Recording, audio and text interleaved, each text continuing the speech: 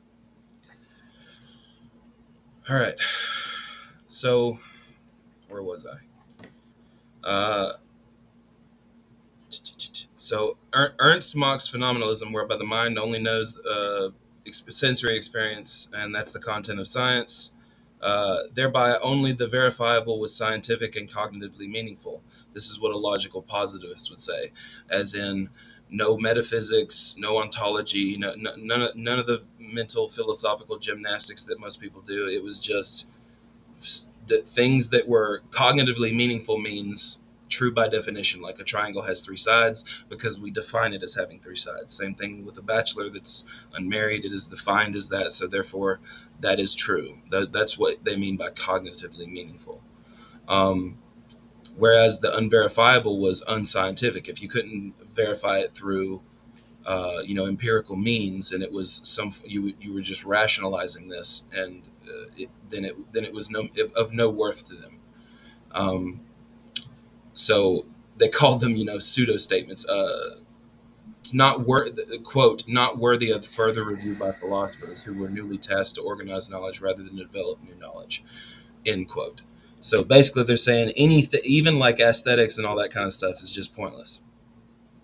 um, Logical positivism is commonly portrayed as taking the extreme position that scientific language should never refer to anything unobservable, even the seemingly core notions of causality, mechanism, and principles. But that is also an exaggeration. Taught, talk of such unobservables could be allowed as metaphorical, direct observations viewed in the abstract, or the worst or at worst metaphysical or emotional. Theoretical laws would be reduced to empirical laws, while theoretical terms would garner meaning from observational terms via correspondence rules. Mathematics and physics would reduce to symbolic logic via logicism, while rational reconstruction would convert to ordinary language and standardized equivalents. So a lot of this is just getting into what logical positivist believes, their epistemologies, all this kind of stuff. Um, it was that their verificationism. A scientific theory would be stated with its method of verification, whereby some form of logical calculus or empirical operation could verify its falsity or truth. So there would be some form of empirical I'm giving up. I give up. Observation. Yeah. So that's just kind of giving you an overview of what logical positivist believes. I there are probably a few logical positivists still around. Um, Mm, Let's see if this says it. It says in the late 1930s, logical positivists fled Germany and Austria for Britain and America. By then, many had replaced Mach's phenomenalism with Otto Neurath's physicalism, and Rudolf Carnap had sought to replace verification with simply confirmation. With World War II's close in 1945, logical positivism became milder logical empiricism, led largely by Carl Hempel in America, who expounded the covering law model, I don't know what that is, of scientific explanation as a way of identifying the logical form of explanations. So, kind of slowly died out is what I'm seeing here. The logical positivist movement became a major underpinning of analytic philosophy and dominated Anglo-Saxon philosophy, including the philosophy of science, while influencing sciences into the 1960s. Yet the movement failed to resolve its central problems, and its doctrines were increasingly assaulted. Nevertheless, it brought about the establishment of the philosophy of science as a distinct subdiscipline of philosophy, with Carl Hempel playing a key role. So thank you, Carl Hempel, and thank you, logical positivists, for giving us, what we have now in terms of science. And the last little part on the history here is Thomas Kuhn, and we can cover that in a second. But did you want to make a comment on any of that, Perry? On, let's see, what was it? no, nothing on the logical positivists. Have you I met any logical positivists online? ooh, yeah, I think that we have a few closet logical positivists in our Discord. I would say, but Yeah. I mean No, you don't have to name to names. I'm just saying no, no, I no, I'm didn't know not if going you'd to. come I'm just across an argument I'm that just was trying to really think difficult. of, like you said, like it got milder and died down. Aesthetics perhaps has, whereas it was kind of thrown to the side, has been more so implemented and whatnot. I mean, I don't know, when you get to politics and stuff, you can't really verify much, right? You could use empirical observation, of course, with your politics, but Mm-hmm. Just Well, like see, a logical positivist wouldn't. What would they think much of ethics? It's not something empirical, right? yep, and I guess depending if you're a realpolitik or if you're a ethics writ large person, Mm-hmm. ethics may or may not be involved in your political schema. Mm-hmm. But I personally think that it might be even more fundamental, prior to empiricism. It might be our aesthetic judgment and sentiment that kind of uh, transcends towards our empirical engagement and what we think is reasonable, right? Um, Mm-hmm. so it for that reason, I mean, the logical positivists were using their sentiment when they thought that the verification process was good, Yeah, feeling and reason are not separate. They're interwoven, and I know right? you know this. So and that's probably, I mean, it definitely helped, right? And you're going to get to Kuhn, of course, but it Yeah, we'll definitely talk about him real helped. quick. We're not Yeah, gonna obsess about him, but go ahead. it helped with science. That's all I was Yeah, going to say. yeah. Logical positivism gave us what we have now because of people being so obsessed and nitty gritty about empiricism for life and fuck somebody sitting in an armchair talking about metaphysics. You know what I mean? Right. Um, I get it. Yeah, they were very anti-metaphysical, that's for sure. Yeah. But see, the problem with being so much like that is you may miss truth. You know what I mean? Exactly. Yeah, you can't. Sure. You might be missing some true things or some most likely true things, and I don't want to do Well, that. Can I? that's why they were often accused of scientific realism and naive realism in science, was because they weren't considering other aspects of truth, and they thought that science and that verification process Yeah, got us there, right? And then the pragmatist evolved and whatever, and they kind of threw away truth, and it was like a that's snake right. that ate its own tail in a sense. Yep, Ouroboros, you're right. But What's up, Tree? So, what exactly do you lose by dropping logical positivism? I can see that it's not like logical, I guess, in some sense, right? But it is seems to be quite useful. Um, so what's the downside? What are you missing if you're logical positive? aesthetics and morals. Aesthetics, morals, meta. Well, I mean, everything in philosophy, besides which is definitionally true, like tautologies, or it's either tautologies or empirical sensory data. That's all they care about. And the So can reason you, why I would say that we're missing something is because there are other avenues. I mean, just like today, there are metaphysicians, there are epistemologists. That those fields haven't stopped. There are still things to do. You know what I mean? There are still questions to be answered and ideas to be taught, to be dealt with. I just think it'd be really interesting to ask a question though. What specific thing do you feel like is worth all of the armchair thinking? You know, all of that. Um, Sans all the scientific experiments and wearing white coats and so forth.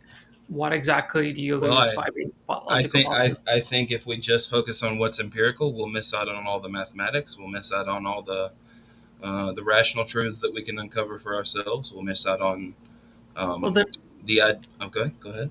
isn't the logic based at least partially on math, right? Isn't there like a No, no. Logicism says that that math derives itself from logic, but there are also different stances in the philosophy of mathematics. You could take an instrument. I think it's intuitionist, which means that they hmm. are overlapping and they share ties, but they aren't the same. So there's like two or three stances on that. Sure, I mean, absolutely, right? But I mean, part of the whole idea, I think, of logical positivist, if you're a logical positive today, is that you're not bothering to deal with all of the problems with that idea. You're just kind of going straight to the, I'm only going to accept something if it's logically provable, right? Well, So what? if it's empirically provable, not logically. I mean, logically could be talking about rationalism. Depends on the language that we're using. But Yes, of yes, course, you need empirically through their observation senses, or an right? observation or logic, right? So what Yeah, I'm not asking is, necessarily. Logical reasoning is different than empirical sensory data. You are using your mind to deductively and inductively analyze that through inferences. sure. But yeah, So just to finish the idea, like, what is the thing that we love that you miss out on? And is it just a debate about metaphysics? I hope Logic it's and under your thought. epistemology are extremely important to me, and I would also say that the study of aesthetics is important to me. And I also think that the first principles in metaphysics can't be ignored. Philosophical skepticism is super important. Having the basis of naturalism to understand that we can start with our presuppositions and physicalism to even have the philosophy of science, you would be losing out on that if you were a logical positivist. I have a better question for Tree. What are you missing out on by just doing the sole logical positivist? Like, why can't you take the fruits given from logical positivism and also incorporate the fruits of aesthetics given by Plato and the Romantics? And like, why can't we synthesize and interweave some of these? Like, what are we? Why is it incompatible? Why can't we coalesce the two or three or however many? Like, Oh, I'm not arguing in favor of logical positivism, right? I was just sort of saying what's the like if there was some logical positive listening right now, why would you how do you sell the idea of don't like delve Well, I thought deeper I into went over it pretty well just a second ago, I but don't I think mean, it's inherently wrong in many. I mean, maybe there's a few things, but the only thing that I see wrong is to solely be a romantic, to solely be a logical positivist, to solely be a Christian, right? Like, why can't we dip our toes in several pies, so to speak, right? That's the only thing that I would say is if you were to solely be a logical positivist, like, come on, I mean, probably, I mean, yeah, you get far. If I could choose one thing to be, it might be a naive scientist, right? That would probably take me as far as hmm I can in terms of survival versus if I just took aesthetics or, whatever, like, So yeah, what do you get out of it then yourself personally, Harry? from incorporating several of them, or just what do I Yeah, get like from from? everything other than logical that covered by logical positivism, what do you get out? I think it was Don Don that once said, it's good that we have, when you take a college course, it's good to include the humanities. Why is that the case? Why don't we just completely specify what we are going to, if you're going to be a plumber, why don't you just take 130, 128 credits of plumbing, right? Why do we have humanities? Why do we have writing classes? Why do we have some science and whatever? It helps you become a more well rounded person. And one of my first principles of morality or ethics is to be a jack of all trades, to be that anthropic man, to be, what do they call it? But a master of one is, isn't as good as the jack of all trades, in my opinion. And to be able to, as I said, dip your toes into several pies, well, you don't have to go into something for too long if you realize, that's not too helpful. I'm glad I got the experience, but I'm getting out of there. I'm on to new and different things. hmm That's just kind of my main. I do this with everything, with eating, with working out, with you know. I mean, I'm trying to make different avenues of money. I only have a couple as of now, but variety is important, and almost I would prefer variety over one or two things, and the majority of domains in life, I would say, including what would this be? Epistemology, right? So you have your logical positivist, you have I'm an empiricist, I'm a rationalist, I'm a coherence, I'm a pragmatist, right? Um, it gives you different perspectives. I think a variety of perspectives is beneficial, uh, right? I mean, we have a finite life. It'd be kind of boring just to spend it doing one thing, one or two or three things. It's nice to dip your toes in the pumpkin pie, even though it might sound off-putting at first, but it might be actually pretty good. But I just real but quick back to what I was saying. mhm. You would miss out on all the logic, the epistemology, the ethics, the aesthetics, the ontology, the metaphysics, all the questions that got us to the science that we have today. Because 400 or 500 years ago, it was just called everything was natural philosophy.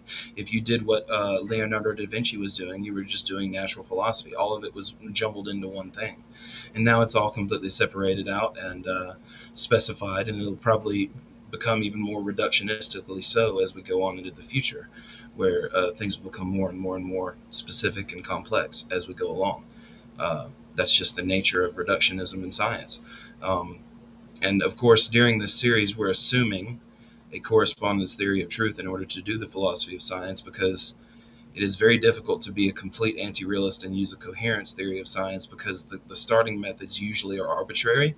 So I like to start with the scientific methodology of observation first, and then we'll be getting into the scientific methodology and all the different formats of it when on the next few episodes. But regardless, um, logical positivism, if someone held to it entirely and didn't use any rationalism whatsoever to suss these things out for themselves, would not understand any of the foundations of why they know how to do it or why it's important. Now that doesn't mean that they still couldn't do it. Maybe in terms of utility, maybe it is like the ever pragmatist you are.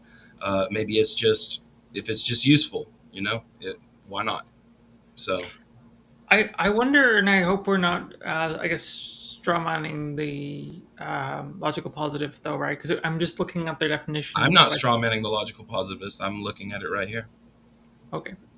So I just wanted to just point out one thing was just like, it's either empirically verifiable or a truth of logic, right? So just the whole thing about math, you can still do. Cognitively meaningful is what they say. Usually the quotes that I've seen the most. Okay. Which means things that are true by definition. That's because I've heard somebody talk on this at length. It was a fucking oh my god, it was a huge lecture. I can't even remember the name of it, but it was um, basically anything that was a tautology, true by definition, or Mhm. empirically verified. So that's as much as I know about them to the to that. So, Sorry. so just on the idea of um, logically verified, would that include math? Because it seems to tautologies, like math includes tautologies. That's pretty much all math, right? I don't know. Let's see. Let's ask Google if math is a tautology. Is math a tautology? It is. It is, isn't it? There are tautologies in math. Ah, okay. A tautology is a logical compound statement that always results in a true statement, regardless of the individual statements. In mathematics, a tautology is a rule of logic that is always true. For example, P or not P is okay. I'm sorry. Not, okay. Yeah. Anyway, theorems in mathematics are almost never tautologies because they require unstated assumptions, such as 0 does not equal 1 to be true. Gotcha. Hmm. Interesting. Mm. The opposite of a tautology is a contradiction. So, if you were to extend logical positivism to include math, um, I don't or think I would because that would mathematics is, in my opinion, a branch of logic. And even though it may be its own complete branch of its own thing, it's still to me, I'm a logicist, so I believe they're directly inherently linked. So if you were a positivist, then you could argue about see that would be the thing with your deductive logic. If you're a positivist, you can only get information that is empirically verified. So you can't use reasoning from anybody else. You'd have to independently verify everything that you did in terms of believing something. yeah, I mean, I think it gets really silly when you start considering what are the first principles that allowed you to derive that your own worldview, which is where you run into problems. I guess one of the issues I think with logical positivism is more about the idea that you don't start out as a philosopher, right? You start believing things before you come across ethics or epistemology, right? Is this what most of them believe, or what are we talking about? No, I'm just saying most people don't aren't born philosophers. You become one over time, right? So a lot of the time, people don't actually question the way that they arrived Oh at. yeah. I Like, had this crazy thought, if I could just interject real quick. mm, Crazy to the layman like me. If you don't know your first principles, yet you make statements and conclusions, are you mhm, not just repeating something that you once heard from someone else? How can you derive a conclusion on your own without knowing how you got there through your first principles? mhm. Are you not just mimicking something that someone said? Like, don't you have to know your first principles of knowledge and epistemology in order to come to some sound conclusion from your perspective? Otherwise, aren't you just saying, oh yeah, well, I heard, which isn't, I mean, I do this, I appeal to authority all the time and I admit it, but some things that I can empirically engage with, I've introspected anyway. that's the question. Can we come to sound conclusions without knowing our first principles? I don't think so. I think you end up just mimicking something that someone else said, but which is fine. Like you said, not everyone's born a mental masturbator and philosopher and does this stuff. So I get it, but Well, at one point, it wasn't mental masturbation. In the past, it was extremely important to derivate into the types of I sciences was that being we have facetious. now. But yeah, of course. I mean that You know what I'm saying? Like I it have was. the utmost respect for I know you philosophy. do. I So know you yeah, do. I know you do. I didn't mean to say it like that, but no, like I know that. you do. That's what it was. I mean, if you were philosophizing 500 years ago, you were doing science. So Right. now there are many questions for philosophers to answer. Like, is it idealism? Is it physicalism? Is all this, the stuff that like people like Bernardo Kastrup and Donald Hoffman and all these, you know, what I can't even. I'm interviewing one coming up, Richard Wilkman. I can't remember his name. He's a metaphysician. So I mean, I'm sure I'll be getting into first principles with him. That'll be a really interesting show. Everybody, please come to that. It'll be on the 9th. I don't know what time, but if you look on our Discord, it'll show you. Um, yeah, I don't remember where the hell I was going with that. So I didn't see this earlier, Hohenheim, but yes, this is. I agree with this completely. A jack of all trades is a master of none. Correct, but oftentimes better than a master of one. And I mean, I had a lot of friends growing up who were super book smart, but their common sense was terrible. They were a master at something in like math or whatever, social studies, but these, they were like just heathens, like just robots. That I also got a very good comments from a good friend of ours. I don't think I'll put it as a banner. It was from Nivik. Um, I've got to go. Unfortunately, it's a bit late for me. Oh, damn it. Thanks, Tree. Love you, Tree. Good night. Appreciate you. Remove tree. So we have a comment here from Nivik. He actually DM'd this to me. Math ain't always a tautology. One fairy plus one fairy equals two fairies. What do you have to say about that, Thomas? True. Nivik, why don't you call in?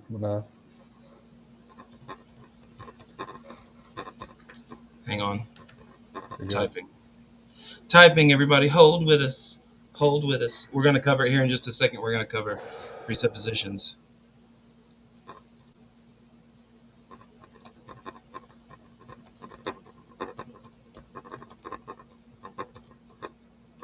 Oh, there it is.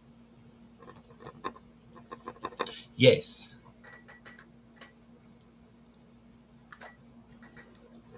I love presups.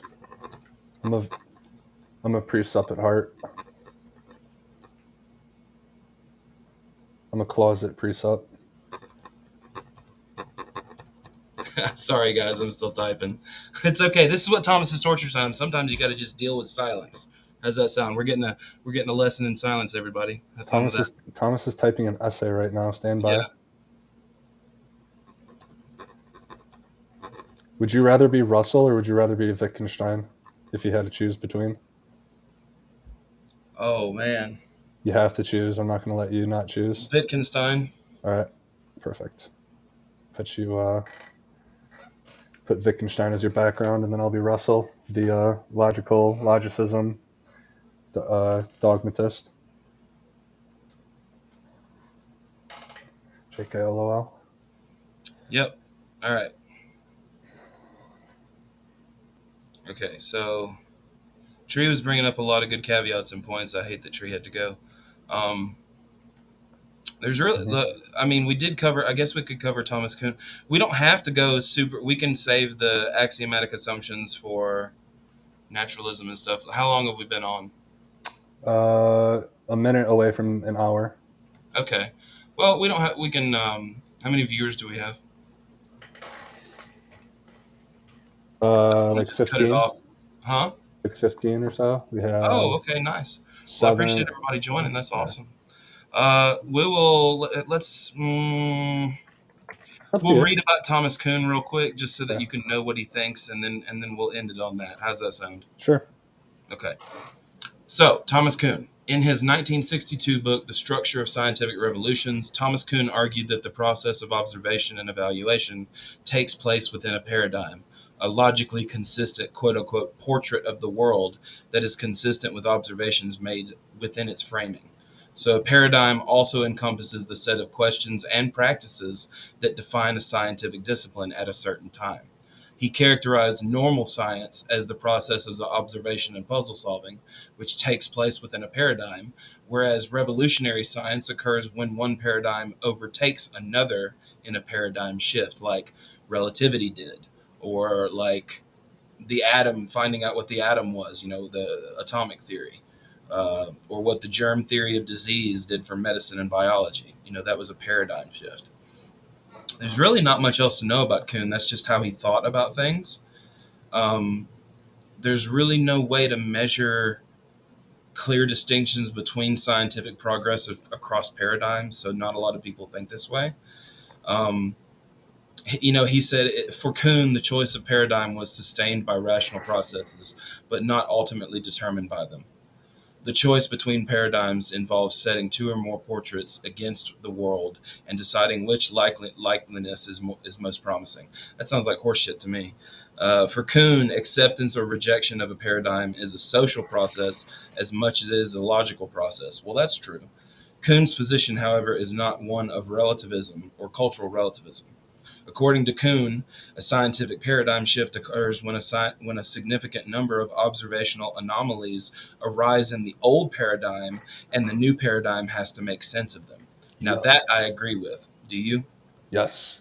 Yeah. And an anomaly is, to the beginner scientist, an anomaly might be a scary thing. It's like, oh my God, this is all wrong. Like science is wrong.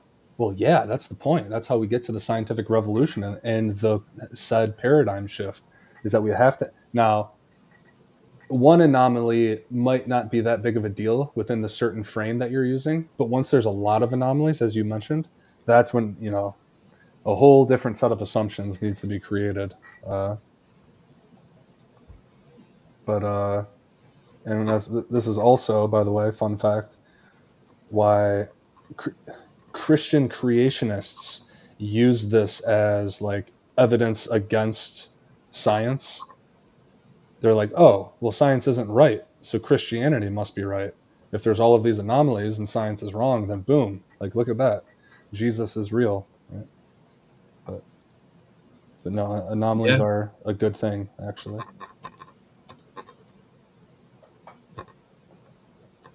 Yeah. So there's not really much more to cover about Kuhn, honestly. That that is the choice of a new scientific paradigm is based on observations. Even those observations are made against the background of the old paradigm. So as the old, and that's the pessimistic meta induction we have to avoid. Well, old science was trash, so our science is trash now because in 100 years it's going to be trash and blah blah blah blah. The science that we have now still works for us. It still gives us technology. It still allows us to predict the fucking weather. It still allows us to predict things like solar flares and all this shit. So, I mean, it is useful if anything else. So that's why I say me and Perry and Tree and a lot of other people, just by definition, take on the instrumentalist approach where we see scientific models as useful things because I use my phone. I'm using the internet now. All of this comes to us based on correspondence theory of truth. It doesn't come to us through armchair philosophizing. I Yep. mean, it all works together. I mean, there had to be people in the 1500s armchair philosophizing for us to get our iPhone now. Isn't that crazy? Yep. it's it's ridiculous to The think backs about. of giants we stand on, Yeah, that's true. or the Well, shoulders, the whatever, shoulders of giants. Yeah. whatever. Well, guys, I know Perry's tired, and we have covered pretty decent amount. Tree gave us a lot to think about. A lot of really good points. A lot of things that I didn't think about, and maybe I didn't understand her. In the end, I really want to go and talk to her again about everything that she talked about because she brought up some really good caveats in the ideas of logical positivism and things like that. So if I did misrepresent logical positivism, guys, call me on it. Look it up. Send me an email. Whatever you want to do, that's fine. I'll correct myself.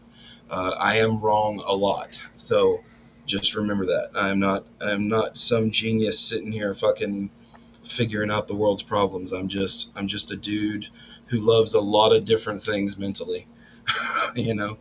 So, but anyway, love you guys. Thank you guys for coming and hanging out. And we can all go to the Discord after this. That's in. Can you post the Discord link, Perry, or can you? Let's see if it's How do you do on. that? Boom. I'll leave this up for a little bit. Yeah, let's stay up there for just a second. We'll shoot the shit.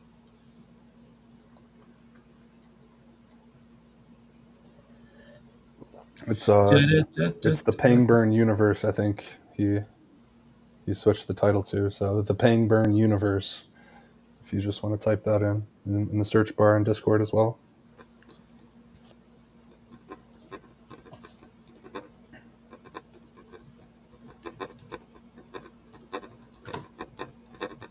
But yeah, you have All right, guys. you have an interview tomorrow, right? I do. Is tomorrow the 9th? Yes. Yes. Then I do. What? Let's see what time it is so we can advertise it here. Let me look in my calendar. Richard Winfield, September 9th at 5 p.m. So it'll be 7 p.m. Central Standard Time, 8 p.m. for you, Perry. Richard Winfield. He is a metaphysician, epistemologist, philosophy of mind, ethics, and Hegel. Hegel was another note I was given about him, so that'll be pretty interesting. Is he right wing or is he left wing? I don't know. We'll have to find out and see what happens. So that, guys, I appreciate you staying with me tonight. I love you all. That was just the quick overview of the how we got to the scientific method today. That's the word. Fuck, history. That was the history of the scientific ideology and how it came about, and Thomas Kuhn's understandings and Bertrand Russell's. And we'll get more into that later. But anyway, love you guys. Thanks for coming. We're closing it down. See ya. We need to be able to have conversations without feeling like we're going to say something that gets us thrown in jail because people happen to be offended.